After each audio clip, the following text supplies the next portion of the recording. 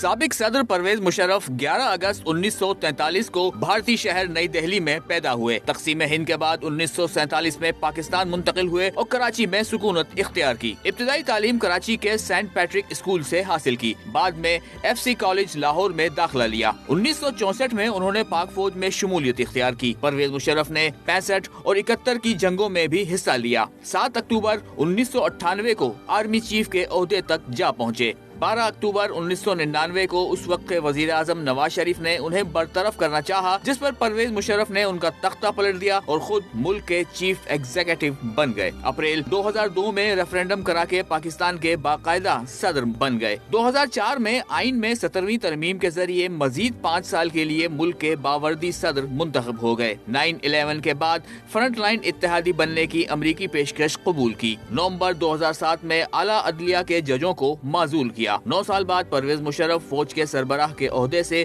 28 نومبر 2007 کو سبکدوش ہو کر دبئی چلے گئے۔